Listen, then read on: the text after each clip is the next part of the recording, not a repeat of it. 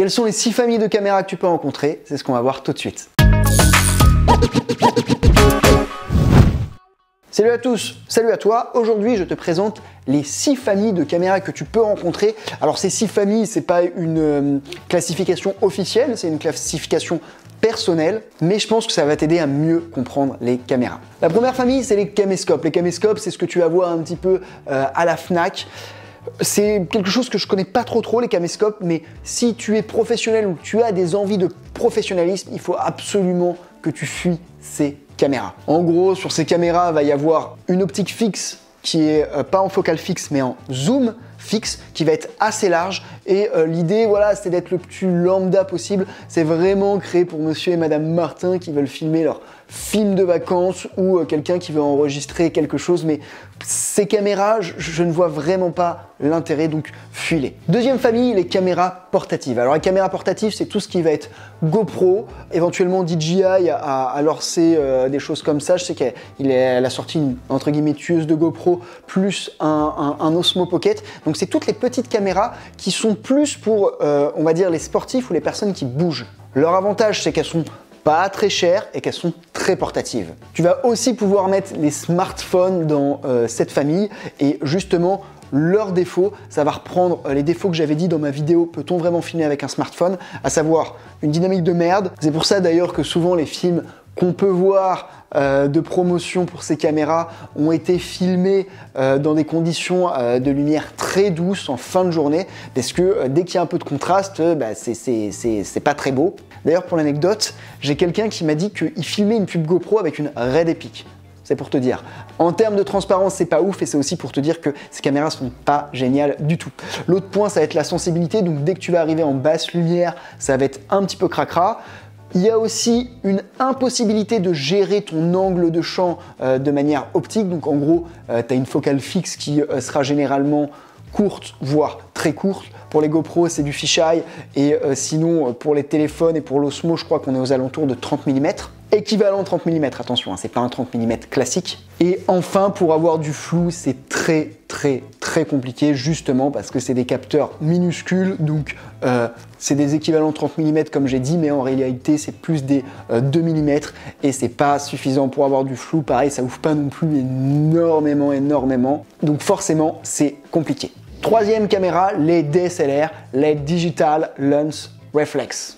Pardon pour mon accent de merde. Donc cette catégorie, c'est une catégorie qui est très large. On pourrait recréer des catégories. Je vais mettre le GH5 et tous les nouveaux hybrides qui n'ont pas directement de miroir, mais le capteur en face de l'optique. Donc du coup, dans cette catégorie, tu vas retrouver évidemment GH5 et toute la gamme GH, toute la gamme A7S, A7, A7R de Sony et tous les Canon ES, 5D, 7D, etc.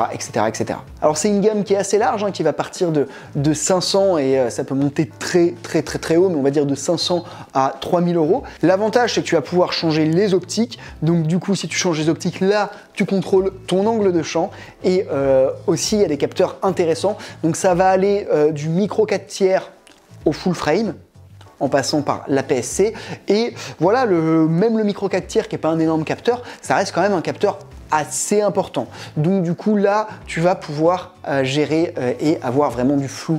Et nous en vidéo, c'est con, mais on aime bien le flou. Et l'avantage en plus avec les grands capteurs et notamment les full frame, c'est que du coup tu as une putain de sensibilité et ils sont très lumineux. Autre avantage, c'est que c'est pas si cher que ça, même si encore une fois la gamme est large, mais ça a des rapports qualité-prix extrêmement intéressants. Enfin, c'est portatif et ça, c'est plutôt cool quand tu es vidéaste indépendant. Au niveau des inconvénients, c'est que c'est pas vraiment une caméra, donc déjà, la dynamique, bon, ils font des efforts, mais ça reste pas la dynamique d'une super caméra. Il n'y a pas non plus les choses qu'on peut retrouver dans une caméra, à savoir un filtre ND, une entrée XLR, une sortie SDI, même si il existe des accessoires où tu peux t'arranger pour les plugger à ton DSLR pour avoir justement tout ça. Sortie SDI, c'est un peu plus compliqué, mais pour tout ce qui est XLR, c'est facile. Et pour tout ce qui est filtre ND, en fait, il va falloir mettre un vari ND sur ton optique directement. Autre truc qui peut être un petit peu chiant avec les DSLR, c'est la limitation. Alors, il n'y a pas ça sur le GH5 et je suppose sur le GH5S. Je ne crois pas qu'il y ait ça aussi sur la dernière cam, la Blackmagic Pocket, mais sinon la plupart des DSLR, voilà, ça va se couper au bout de 20 minutes et ça peut être assez galère, notamment si tu filmes des conférences, des interviews, des choses comme ça. Donc clairement, le DSLR, c'est une solution qui est parfaite pour le vidéaste indépendant. Tu vas pouvoir faire aussi du clip avec, hein, même si c'est pas forcément du clip à énorme budget, et aussi de la fiction autoproduite. D'ailleurs, j'ai déjà vu des fictions produites à très petit budget utiliser des DSLR.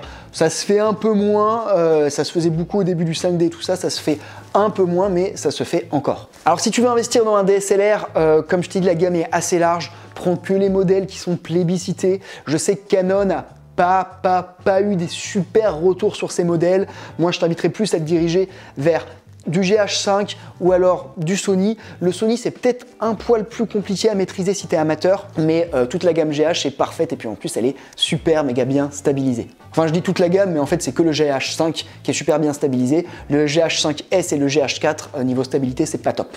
Après, si tu cherches juste une caméra simple pour voilà, prendre des photos et puis éventuellement te filmer en train de faire du YouTube, les modèles entrée de gamme pourront être intéressants. Après, le souci avec les modèles entrée de gamme, c'est que bon, tu vas pas avoir une dynamique incroyable, les codecs proposés vont pas être des codecs de travail, donc ça sera plus compliqué de retravailler en profondeur les images. Donc dès que tu as des vocations un peu professionnelles, va falloir mettre pour moi minimum 1500 €, objectif non compris. À noter que la Blackmagic Pocket, que je n'ai pas encore testée, qui est certes une caméra, va se classer dans cette catégorie des DSLR, même si ce n'en est pas forcément vraiment un, mais je la classe dans cette catégorie à cause de son prix.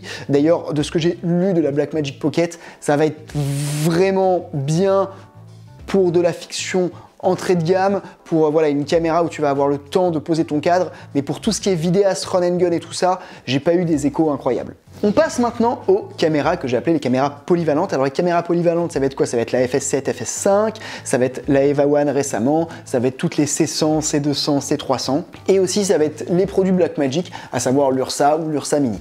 Et ces caméras, eh bien, c'est des vraies caméras, donc tu vas retrouver tout ce que tu aimes bien dans les caméras, c'est-à-dire une sortie SDI, une entrée XLR, un ND variable intégré.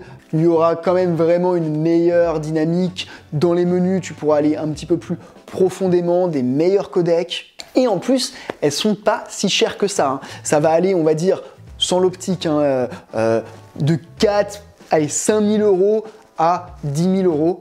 Ce qui est pas si cher que ça. Alors pourquoi je les appelle polyvalentes? Parce qu'en gros, tu peux quasiment tout faire avec, hein. Si tu es vidéaste, tu peux l'utiliser. Si tu fais de la fiction, tu peux faire de la fiction avec. Bon, c'est pas de la fiction super chère, mais j'ai déjà vu des fictions produites faites avec des FS7. Tu peux faire de la publicité, tu peux faire du clip et tu peux faire aussi de la diffusion et tout ce qui est broadcast, parce que notamment elles sont équipées en SDI.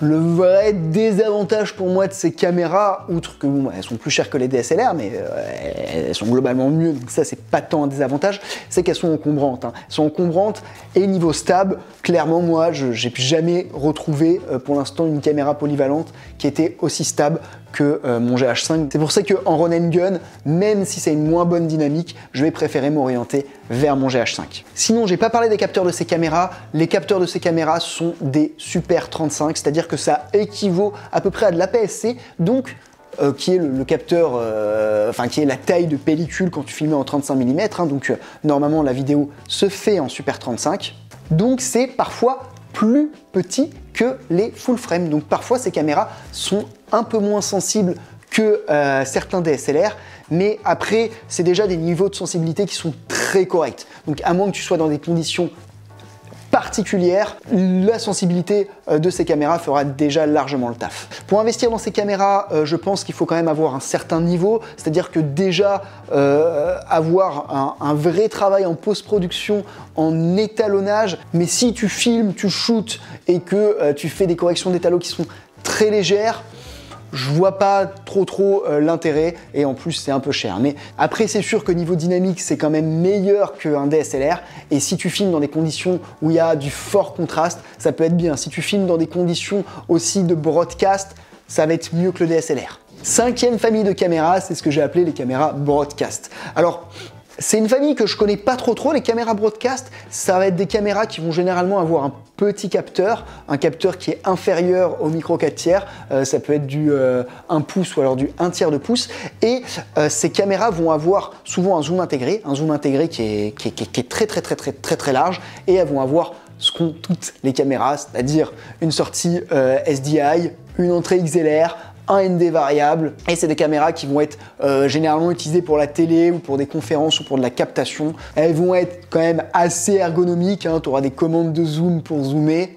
Et c'est plutôt des bonnes caméras, hein. C'est des caméras qui vont commencer, je pense en prix, tu n'en trouveras pas moins cher que 1500 € et ça peut monter assez haut. Alors, c'est pas la gamme que je connais le mieux, donc je sais pas jusqu'où ça peut monter. Moi, à titre d'exemple, j'ai la PWX70 et elle est assez pratique, si ce n'est niveau sensibilité où elle est pas ouf, mais sinon elle est assez pratique. Après, le souci avec ces caméras, c'est que c'est surtout pour faire des configs qui vont être de la captation, donc captation d'interview, captation de conférences, captation télé.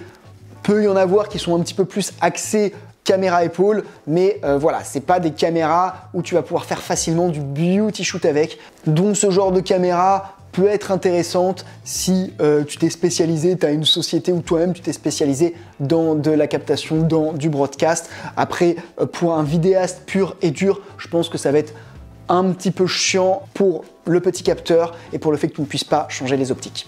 Maintenant, on va passer aux caméras que j'ai appelées les caméras cinéma. Donc ça va être quoi? Ça va être la RED et toutes les gammes de RED, parce que moi je comprends plus rien avec leur gamme RED, il y a trop de RED différentes. Tout ce qui est les Alexa, bon Alexa c'est plus simple, là, il y a Alexa normal et Alexa mini. Varicam de Panasonic. Plus récemment, il y a les Kinefiti qui sont sortis, que j'ai pas du tout testé, mais voilà, qui se positionnent comme des caméras cinéma pas très chères, entrée de gamme. Alors quand je dis pas très cher, entrée de gamme, c'est que la moins chère doit coûter 8000 € et la plus chère 16 000.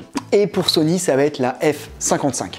Alors ce genre de caméra, bon bah clairement c'est des caméras haut de gamme, et notamment en termes de dynamique, en termes de codec, hein. Pour la plupart, tu vas pouvoir filmer en RAW, en natif. C'est des caméras souvent qui méritent d'être accessoirisées, hein. Souvent ce n'est qu'un bloc, il va falloir que tu rajoutes tout le corps cam qui va avec. Donc clairement, c'est des caméras que tu vas utiliser assez rarement tout seul, même quasiment jamais, et assez rarement en équipe réduite, hein. Souvent, tu as une vraie équipe avec donc un cadreur qui fera éventuellement chef op, un assistant cam, voire 2 assistants cam. Mais l'idée, voilà, c'est que ces caméras, c'est des machines de guerre. Donc tu vas les utiliser pour des projets qui sont ambitieux. Voilà, on arrive à la fin de cette vidéo. J'espère que je ne t'ai pas trop embrouillé avec tout mon vocabulaire technique. Dans tous les cas, là, je suis en train de préparer une formation et je mets vraiment tout mon cœur là-dedans pour que la technique, ça devienne super clair pour toi. Parce que une fois que tu maîtrises et comprends la technique, mais ça t'ouvre des possibilités, mais waouh! Et en plus, tu te passionnes vraiment très rapidement de la technique. D'ailleurs, si tu veux, moi j'ai mis les bases techniques dans le petit guide du vidéaste, c'est un petit guide que j'ai écrit qui te donne les bases techniques pour être un vidéaste, même si évidemment, à mon sens, il faut aller beaucoup plus loin. Et nous, on se retrouve dans une prochaine vidéo. Comme d'habitude, n'hésite pas à mettre des commentaires si tu as des questions ou des choses, ou même si tu as envie de rajouter des trucs. Tu peux aussi t'abonner, tu sais que ça me fait plaisir. Et je te dis à la semaine prochaine, j'espère, pour la prochaine vidéo. Ciao!